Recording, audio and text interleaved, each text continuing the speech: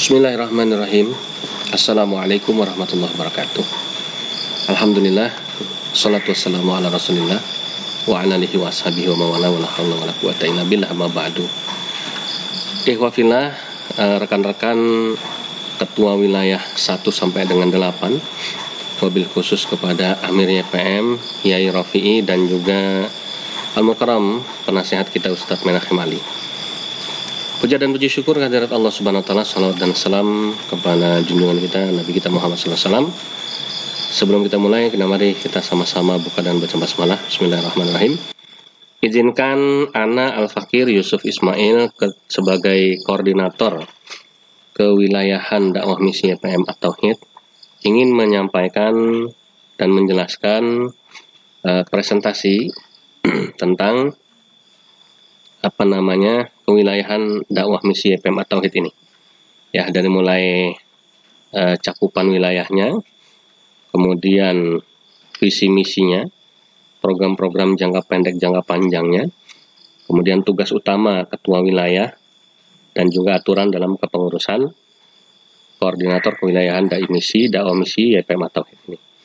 Baik, kita mulai yang pertama ya. Ini memang Ana buat sebagai penjelasan untuk antum semuanya agar lebih memahami kurang lebih gambaran tentang fungsi dan fungsi dari divisi baru kita ini, yaitu dari divisi koordinator kewilayahan dakwah misi YPM At-Tauhid ini. Ya, jadi supaya ada gambaran lah kurang lebih ya, untuk membantu antum. Nah, nanti terserah Amir dan Yai atau Ustadz Menachem Ali kalau mau diacak-acak, mau dirubah-rubah boleh, silakan. Baik, kita mulai. Yang pertama adalah ini ya, kita lihat ya, bahwa di seluruh Indonesia ini adalah peta negara kita Indonesia. Ya, ini akan menjadi wilayah dakwah misi kita. Ya, jadi menjadi wilayah dakwah misi kita, dan ini di bawah kewilayahan dakwah misi YPM At-Tauhid. Ya, koordinator kewilayahan dakwah misi YPM At-Tauhid Ana sendiri Al-Fakir Yusuf Ismail Al-Hadid. Nomor HP ini ya, nanti kalau mau konfirmasi dan sebagainya. Nah, jadi kita lihat di sini ada wilayah 1, ya, wilayah 2, 3, 4, 5, 6, 7, dan 8. Kita coba buka masing-masing wilayah ini ya. Yang pertama wilayah 1. Nah, ini ya. Jadi wilayah 1 ini ketuanya adalah Ustadz Laude. Nomor HP 081356168917. Meliputi cakupan wilayah dakwahnya, dakwah misinya adalah Nangro Aceh Darussalam, Sumatera Utara, Sumatera Barat, Riau dan Kepulauan Riau, dan Jambi. Ini wilayah 1 ya. Berikutnya wilayah 2. Kita lihat ya. Wilayah 2 ini ketua wilayah 2 adalah Ustadz Agus Wiantotan. Nomor HP-nya 081395559811. Cakupan dakwahnya, dakwah misinya adalah DKI Jakarta, Jawa Barat, Sumatera Selatan, Lampung, dan Banten. Ya, kemudian wilayah 3 ya, meliputi ketua wilayahnya dulu ya. Ketua wilayahnya adalah Ustadz Edi Prayitno. Nomor HP-nya 0838 4164 3366. Wilayah 3 ini cakupan dakwah misinya meliputi Jawa Tengah, Daerah Istimewa Yogyakarta, Jawa Timur, dan Bali. Kemudian wilayah 4. Wilayah 4 ini ketua wilayah adalah Mas Ramdhani. Nah, Ustadz Ramdhani ya ini ya. Nomor HP-nya 0851 5823 3605. Ya, yang meliputi seluruh Pulau Kalimantan. Wah, ini tantangan dakwahnya luar biasa ini ya. Tugasnya. Jadi Kalimantan Barat, Kalimantan Tengah, Kalimantan Timur, Kalimantan Selatan, dan provinsi yang paling baru yaitu Kalimantan Utara. Wilayah berikutnya adalah wilayah 5. Kita lihat ya. Wilayah 5 ini ketuanya baru aja di baiat tadi, yaitu Ustadz Zulkifli M. Abbas 081144922225. Dan wakil ketuanya Ustadz Alwan 081247026219. Wilayah dakwah misinya meliputi Sulawesi Selatan, Makassar khususnya karena beliau domisili di sini, Gorontalo, dan Sulawesi Tengah. Kemudian wilayah 6. Wilayah 6 ini ketua wilayahnya adalah Ustadz Rio Effendi 089666777233. Wakil ketuanya adalah Ustadz Filipus Christian Monik 0821 8746 5874 nomor HP-nya, dan cakupan dakwah misinya meliputi Sulawesi Utara, Sulawesi Tenggara, dan Sulawesi Barat. Ini ya. Kemudian wilayah 7. Wilayah 7 ini Sri Kandi dari grup kita ini ya. Satu-satunya ketua wilayah perempuan yaitu Ustazah Paulus Aryance 0813 5636 6396. Meliputi wilayah dakwah misinya adalah Maluku, kemudian Maluku Utara dan Papua. Luar biasa ini. Kemudian berikutnya terakhir adalah wilayah ke-8. Wilayah 8 ini ketuanya adalah Ustadz Ariesto 0812 1220 9052 nomor HP-nya. Meliputi cakupan dakwah misinya Nusa Tenggara Barat dan Nusa Tenggara Timur, NTT dan NTB. Ini wilayahnya ya, dari seluruh Indonesia, wilayah 1 sampai 8. Kemudian berikutnya adalah kita lihat visi dan misi dari divisi kita.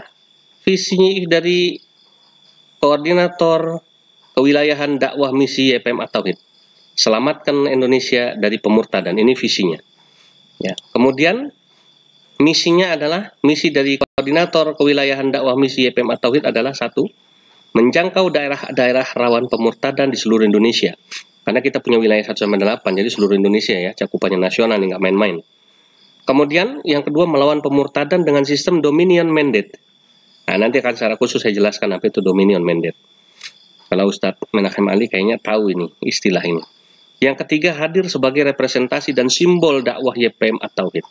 Nah, ini misi kita ya. Jadi misi kita, keberadaan ketua wilayah di daerah itu adalah sebagai representasi dan simbol dakwah YPM At-Tauhid, karena kita membawa bendera YPM At-Tauhid. Kemudian berikutnya adalah program kerja kita. Ya, ada 2, ada program jangka pendek dan jangka panjang. Program kerja Koordinator Kewilayahan Dakwah Misi YPM At-Tauhid yang jangka pendek yaitu dalam rentan waktu 0 sampai 12 bulan atau 1 tahun pertama. Yang jangka panjang 1 sampai 3 tahun. Kita buka dulu yang jangka pendek. Ya. Jadi yang jangka pendek selama 1 tahun ke depan, selama tahun 2021 ini adalah yang pertama, memperkuat kepengurusan wilayah dan jaringan dakwah di masing-masing wilayah. Jadi yang pertama tugas kita adalah memperkuat kepengurusan dulu dan jaringan dakwah kita. Yang kedua adalah mengirimkan alat-alat bantuan dakwah ke wilayah yang membutuhkan seperti mushaf Al-Quran, Al-Quran terjemahan, buku-buku kristologi dan lain sebagainya. Nah, yang pertama sudah kita lakukan di wilayahnya Ariesto di NTT ya. Kita mengirimkan mushaf Al-Quran dan Al-Quran terjemahan ke sana. Begitu juga nanti yang lain kalau mau menyusul boleh nanti koordinasikan dengan saya. Yang ketiga, musyawarah rutin untuk koordinasi dan konsolidasi tiap 2 pekan sekali. Jadi ini sudah menjadi agenda kita ya. Tiap Ahad kedua tiap bulannya jam 15.30 waktu Indonesia Barat, nanti yang waktu Indonesia Tengah, waktu Indonesia Timur menyesuaikan via Zoom atau StreamYard nanti. Jadi nanti akan saya umumkan, akan saya ingatkan sebelum musyawarah. Yang keempat, membuat kurikulum kaderisasi dakwah kristologi untuk tiap wilayah. Nah, jadi nanti ini program jangka pendek kita ya. Ada membuat kurikulum kaderisasi dakwah kristologi. Yang kelima adalah mapping dakwah kristologi dari masing-masing wilayah. Jadi pemetaan. Nanti tiap-tiap wilayah kita jadi tahu tantangan dakwah ya, kemudian hambatannya, kemudian kelebihannya atau potensi-potensinya dan lain sebagainya. Ya, kasus-kasus kristenisasinya apa? Kemudian siapa di sana calon-calon pejuang-pejuang agama Islam yang bisa kita gandeng, kita sinergikan ya. Nah, ini nanti semua ada di sini. Itu program kerja jangka pendek. Berikutnya program kerja jangka panjang. Ya, jadi program kerja ini ya. Program kerja jangka panjangnya adalah 3 tahun ke depannya. Nah, sampai dengan akhir tahun 2021, saya berharap ketua wilayah bisa membantu saya untuk ini ya, struktur kepengurusan masing-masing wilayah sudah harus kokoh dan final. Jadi kalau tadi ada yang ketuanya aja, ada yang sudah punya wakil ketua, ada yang masih ketuanya sendiri, nanti harus sudah ada ketua, wakil ketua, sekretaris, bendahara, dan di bawahnya nanti ya. Nanti kita akan buat formatur finalnya, kepengurusan seperti apa. Kemudian yang kedua, program kerja jangka panjang di akhir 2022, di tahun kedua adalah sudah terbentuk pola kaderisasi masing-masing wilayah dengan kurikulumnya. Jadi nanti saya jelaskan di sini, masing-masing daerah punya pola kaderisasi yang berbeda bisa jadi. Nggak bisa kita seragamkan dari pusat. Dan bisa jadi kurikulumnya juga berbeda. Nanti kita akan buat standar saja, tapi nanti masing-masing wilayah bisa menyesuaikan dengan situasi kondisi di daerahnya masing-masing. Di tahun yang ketiga, yaitu tahun 2023, kita punya program kerja jangka panjang, yaitu misi Dominion Mandate sukses terpenuhi. Ya, jadi Dominion Mandate ini bahasa gampangnya itu adalah mandat atau amanah untuk mendominasi. Jadi YPM At-Tauhid harus mendominasi dakwahnya, khususnya dakwah di bidang kristologi ya, di Indonesia ini. Itu intinya begitu. Nah, ini program kerjanya, yang pendek dan yang panjang. Berikutnya, tugas utama ketua wilayah. Apa sih tugas utama ketua wilayah? Itu kan ada yang tanya ya, tugas saya ngapain kan ini? Nah, tugas utama ketua wilayah, koordinator kewilayahan dakwah misi YPM At-Tauhid adalah satu, menjadi simbol representasi dakwah YPM At-Tauhid. Jadi antum itu adalah simbol representasi atau hadirnya dakwah YPM At-Tauhid di wilayah antum masing-masing. Ya, jadi misalnya Ustadz Laude, berarti Ustadz Laude ini adalah simbol kehadiran dakwah YPM At-Tauhid di wilayah NAD, di wilayah Kepulauan Riau, Jambi, dan tadi sudah disebutkan ya. Yang kedua adalah tugas utama ketua wilayah adalah membuat jaringan dakwah di wilayah kerjanya. Jadi ketua wilayah harus membuat jaringan dakwah, harus membuat networking. Ya. Yang ketiga, tugas utama ketua wilayah adalah sebagai kiper akidah umat dari serangan pemurtadan. Maksudnya adalah sebagai penjaga akidah. Ya, penjaga akidah umat dari serangan pemurtadan. Antum adalah penjaganya, ketua wilayah ini. Yang keempat, membuat kaderisasi dan menyusun kurikulum dakwah misi kristologi untuk wilayah kerjanya. Nanti dari pusat akan membuat panduannya saja, standarisasinya, tapi kita tidak akan membiarkan antum itu cuma dikasih kail, cuma dikasih ikan, tapi dikasih kail dan pancingnya. Nanti antum juga ikut membantu menyusun bagaimana kurikulum dakwah misi kristologi di wilayah masing-masing, ya, dan bagaimana pola kaderisasinya. Yang kelima, tugas utama seorang ketua wilayah adalah memastikan visi dan misi koordinator kewilayahan dakwah misi YPM At-Tauhid dilaksanakan di wilayah kerjanya. Visi misi tadi yang di depannya sudah saya jelaskan. Ketua wilayah punya tugas agar bisa dilaksanakan di wilayahnya. Yang keenam adalah tugas utama ketua wilayah adalah menjalankan amanah program kerja, baik jangka pendek maupun jangka panjang dari koordinator kewilayahan dakwah misi YPM At-Tauhid di wilayah kerjanya. Ini adalah tugas utamanya. Baik ya. Yang terakhir adalah aturan dalam kepengurusan koordinator kewilayahan dakwah misi YPM At-Tauhid. Aturan ini sebetulnya dibuat hanya untuk rambu-rambu saja. Ya, ana yakin dan percaya antum sudah memenuhi semua ini. Tapi paling tidak dengan ada ini adalah penjabaran dari piagam YPM At-Tauhid. Ya, piagam kita sudah mencakup secara keseluruhan. Namun penjabaran rincinya di sini ya. Satu, aturannya adalah wajib menjaga ibadah. Jadi seorang ketua wilayah haram hukumnya tidak bisa menjaga ibadahnya, baik yang fardu maupun yang sunnah. Kalau laki-laki berarti sholat berjamaah 5 waktu di masjid, yang perempuan boleh di rumah, tahajud tiap hari, duha tiap hari dijaga. Yang kedua adalah puasa sunnah Senin Kamis lah. Syukur bisa puasa Daud, bisa puasa Yaumul Bid gitu ya. Tapi yang penting yang minimal adalah puasa sunnah Senin dan Kamis. Yang ketiga, tilawah Al-Quran nih, jangan lupa nih, tilawah Al-Quran tiap hari minimal setengah juz lah gitu ya. Jadi kalau seorang ketua wilayah nggak pernah baca Quran tiap hari, waduh ini gawat nih. Baca Qurannya cuma 2 minggu sekali, atau kalau ingat, waduh ini silakan ya. Jadi harus tiap hari baca Quran, sempatkan. Ini karena apa? Karena kedekatan ruhiyah seorang ketua wilayah dengan murabbi tertingginya, yaitu dengan Allah, ini sangat menentukan kesuksesan dakwah kita di lapangan. Yang keempat, wajib hafal juz amma. Yang belum hafal dicicil, dihafalin ya. Yang sudah hafal, alhamdulillah ditingkatkan lagi.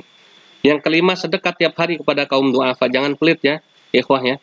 Jadi yang menyebabkan kita itu binasa itu adalah yang namanya kebakhilan ya, kekikiran. Maka kita harus sedekah tiap hari, walaupun cuma 1.000 rupiah, 2.000 rupiah, tapi tiap hari sedekah. Seorang ketua wilayah nggak boleh pelit. Saya nggak punya uang, ya adalah, masa 1.000 2.000 nggak punya, nggak mungkin Allah tiap hari nggak ngasih rezeki sama antum, ya. Kalau nggak punya uang ya sedekah makanan, ya. Yang keenam, wajib menjaga auratnya, termasuk sikap dan lisannya. Jadi jangan sampai ketua wilayah terlihat tidak menutup auratnya, gitu ya, baik yang laki-laki maupun perempuan. Termasuk aurat di sini adalah sikap dan lisan. Jadi sikapnya tidak boleh menunjukkan auratnya. Aurat itu artinya hijab, batasan-batasan. Ada sikap yang harus dibatasi, ada lisan yang harus dibatasi, yang harus dijaga. Yang ketujuh, berani untuk beramar ma'ruf nahi mungkar. Jadi berani untuk menegakkan amar ma'ruf nahi mungkar, mengajak kepada kebaikan dan mencegah kemungkaran. Ya, ini kan kristenisasi, pemurtadan ini adalah kebenaran kemungkaran. Dakwah itu adalah amar ma'ruf. Ayo sama-sama kita tegakkan ini. Yang kedelapan, siap mati di jalan dakwah. Nggak boleh pengecut, nggak boleh mundur. Resiko dakwah apapun harus kita ikhlaskan. Harus kita lalui sama-sama. Yang kesembilan, tidak terlibat dalam perbuatan maksiat dan pornografi. Yang kesepuluh, wajib menjaga keutuhan rumah tangganya, tidak boleh cerai. Nah, yang penting. Ya, seorang ketua wilayah haram hukumnya menelantarkan anak istri. Seorang ketua wilayah haram hukumnya kemudian akhirnya harus cerai dengan istrinya hanya karena egoisme pribadi. Nah, ini harus dijaga ya. Kenapa? Keutuhan rumah tangga seorang ketua wilayah mempengaruhi sukses dalam dakwah. Bagaimana dia mau sukses dalam dakwah kalau rumah tangganya hancur? Nah, ini adalah aturan dalam kepengurusan kita secara umum. Baik, ini penjelasan Anas secara umum. Nanti silakan antum yang sudah membaca dan mengikuti penjelasan ini menyimak kalau ada yang perlu kita diskusikan, yang perlu antum usulkan ya, yang perlu kita tambahkan, kita kurangi. Ana buka kesempatan selebar-lebarnya. Jazakumullah khairan katsiran wal afu minkum. Subhanakallahumma rabbana wa bihamdika asyhadu an la ilaha illa anta astaghfiruka